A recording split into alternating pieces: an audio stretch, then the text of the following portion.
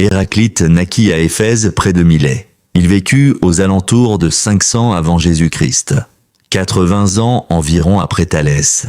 Plusieurs anecdotes le concernant, probablement sans fondement historique, nous sont parvenues. Quoi qu'il en soit, nous pouvons nous le représenter à partir des fragments existants. Il semble avoir été un philosophe solitaire et profondément sarcastique que ses contemporains ne comprenaient guère.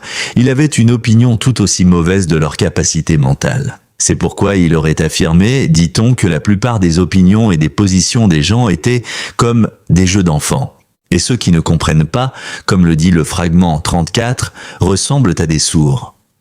Présents, ils sont absents. De plus, il semble faire référence au jugement des gens des massés, en affirmant que les ânes préféreraient la paille à l'or. Le fait qu'il fût apparemment peu compris de ses contemporains n'est pas uniquement dû à un jugement défectueux de la part des masses. En tant que philosophe, il fut qualifié de obscur, car il employait fréquemment des métaphores obscures mais suggestives.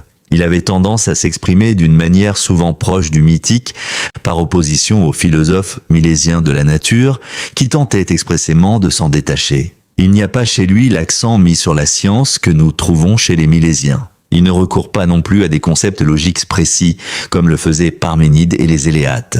Il utilise intuition et vision.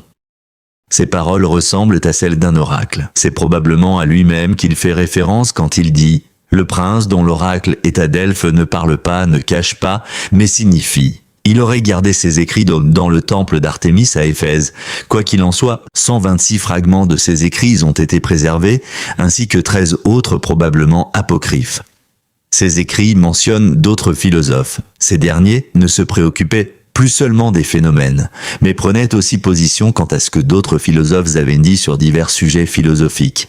Une tradition philosophique s'était établie, dans laquelle prenaient place débats et commentaires.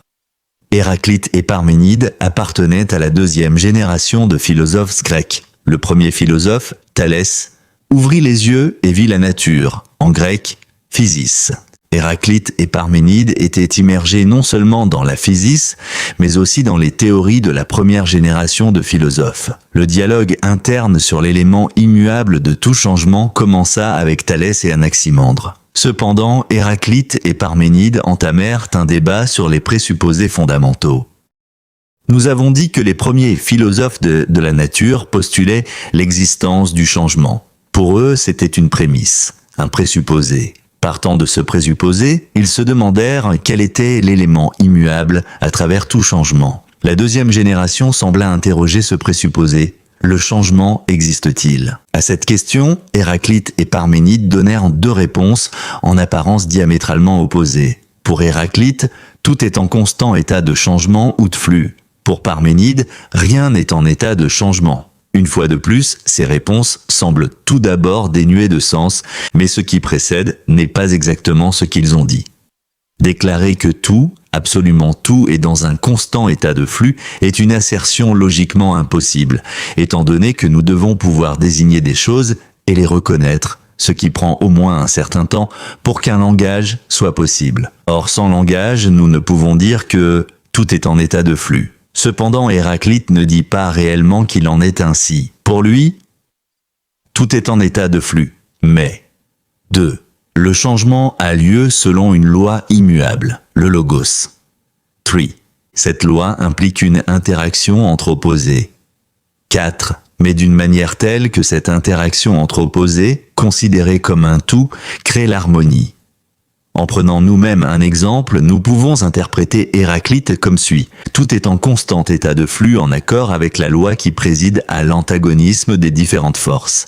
Par exemple, une maison est une chose en état de flux. Les forces constructives prévaudront temporairement, sur une période de plusieurs années, contre les forces destructives. La maison tiendra aussi longtemps que la situation restera ce qu'elle est. Mais l'équilibre de la puissance entre les forces change constamment. Un jour, les forces destructives prévaudront. La maison s'effondrera. La gravité et l'usure vaincront les forces opposées. En d'autres mots, Héraclite ne nie pas que les choses peuvent durer très longtemps. Mais ce qui sous-tend et supporte tout objet périssable est une interaction entre forces, et l'équilibre des forces change selon les lois, le logos. La substance sous-jacente n'est pas matière première, mais logos. Le logos est l'unité cachée dans la diversité. Même si nous avons plus de fragments d'Héraclite que des Milésiens, il est toujours difficile de l'interpréter car il s'exprime par des images poétiques. Il parle par exemple du feu. En grec, pire, entend-il que le feu est le principe dans le même sens que l'école milésienne, ou bien utilise-t-il le mot feu comme métaphore de changement, le feu qui consume? Les deux interprétations sont possibles. Héraclite déclare dans le fragment 80 d'Ali: toutes choses sont convertibles en feu, et le feu en toutes choses, tout comme les marchandises en or et l'or en marchandises. Si nous interprétons le feu comme substance primitive, il est alors possible de soupçonner un lien entre la philosophie de la nature et l'économie. La notion de principe en tant qu'élément commun à travers lequel toute chose change est liée à celle de monnaie, d'or, comme point commun de changement pour toute marchandise. Le point où les différentes marchandises se confondent parce qu'elles sont soumises à un critère commun. On a interprété Héraclite comme défendant le conflit ou la guerre, en grec, polémos, d'où polémite et d'où polémique, car il a dit « Conflit est le père de tous les êtres, le roi de tous les êtres ». Une lecture plus attentive montrera ici sa thèse générale sur la tension entre forces opposées. Le conflit renvoie à cette tension cosmologique. C'est cette tension qui est père de tout, c'est-à-dire fondement de tout.